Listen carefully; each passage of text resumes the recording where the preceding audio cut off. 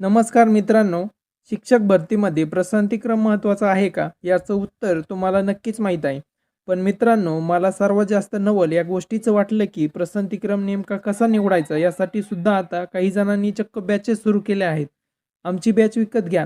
मग आम्ही तुम्हाला सांगू की पसंतीक्रम कसा द्यायचा? कमालच आहे ना. याच यात नवल वाटण्यासारखं असलं तरी या बॅचेस 100% विकल्या जाणार आणि आपले अभियोग्यताधारक या बॅचेस घेणार याची मला गॅरंटी आहे. ज्यांनी पेपरचं टेन्शन घेतलं नाही त्यांना आता या पसंतीक्रमाचं टेन्शन आलेलं आहे.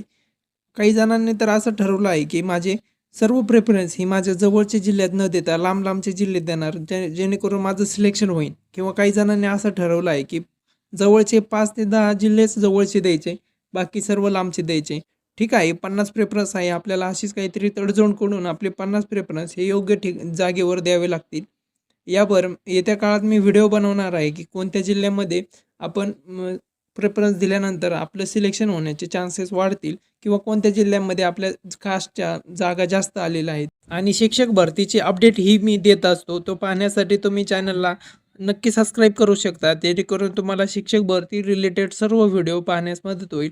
आणि व्हिडिओ जर आवडला तर नक्की लाईक करा. सर्वात पहिला प्रश्न म्हणजे शिक्षक भरतीमध्ये पसंतीक्रम खरंच महत्त्वाचा आहे का? तर 2022 किंवा त्यापूर्वीच्या भरतीमध्ये पसंतीक्रमाला इतकंसं महत्त्व नव्हतं, कारण आपल्या स्वतःच्या जिल्ह्यापासून आपण लांब लांबचे जिल्हे टाकत जात होतो. त्यावेळेस आपल्याला अनलिमिटेड प्रेफरन्स होते. आत्ताच्या भरतीमध्ये 50 प्रेफरन्सची अट आल्यामुळे खरंच पसंतीक्रमाला महत्त्व द्यावेच लागेल. कारण जर आपण असे जिल्हे निवडले ज्या ठिकाणी आपलं सिलेक्शन होऊ शकत नाही, आपले मार्क कमी आहे, तर त्या ठिकाणी पसंतीक्रम शिक्षक भरतीमध्ये खरंच महत्त्वाचं ठरू शकतं. पसंतीक्रम देताना सर्वात महत्त्वाचे काय? सर्वात महत्त्वाचे म्हणजे तुमची पात्रता.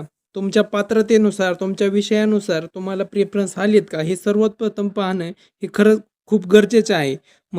आणि दुसरं म्हणजे केवळ जागा जास्त आहेत म्हणून कुठेही पसंतीक्रम देऊ नका. तुमच्या विषयाच्या जागा किंवा तुम्ही त्या ठिकाणी जाण्यासाठी किंवा त्या जिल्ह्यात काम करण्यासाठी तुम्हाला आवडेल का? त्या ठिकाणी तुम्हाला तुमचे घरचे पाठवतील का?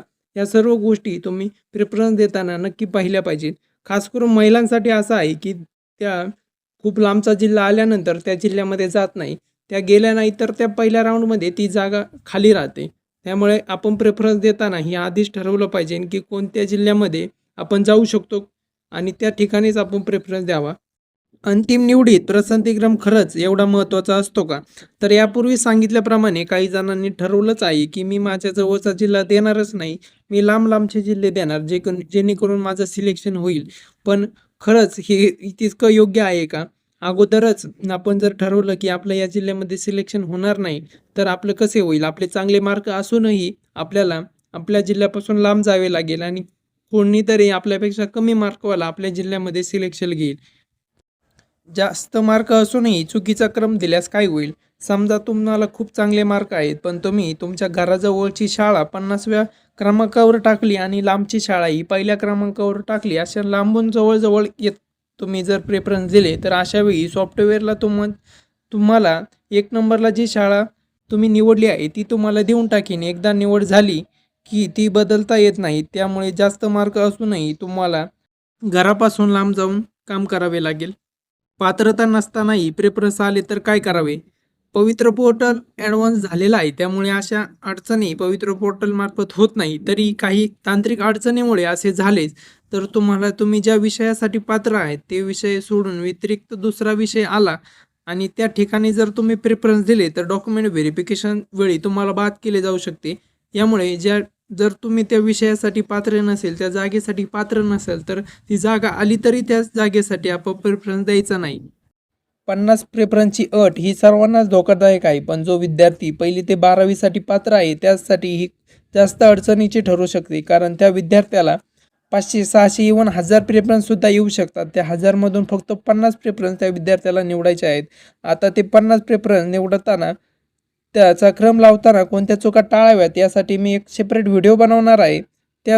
या प्रश्नाचं उत्तर त्या व्हिडिओमध्ये पाहूयात. महिलांनी या चुका टाळाव्यात. महिलांनी प्रेफरन्स देताना आधीच कौटुंबिक विचार घेऊन सर्वांच्या बोलून असे प्रेफरन्स निवडावे ज्या ठिकाणी आपलं सिलेक्शन झाल्यानंतर आपण तिथे जाऊ शकतो. कारण बऱ्याचशा महिला अशा लांबचा जिल्हा आल्यानंतर त्या जिल्ह्यामध्ये जात नाही आणि त्यामुळे ती जागा ही खाली राहते. व्हिडिओ आवडला असेल तर नक्की लाईक करा आणि शिक्षक भरती संदर्भात तुमचे काही प्रश्न असेल तर तुम्ही नक्की विचारू शकता आणि अशाच माहितीसाठी चॅनलला आत्ता सबस्क्राईब करा. धन्यवाद.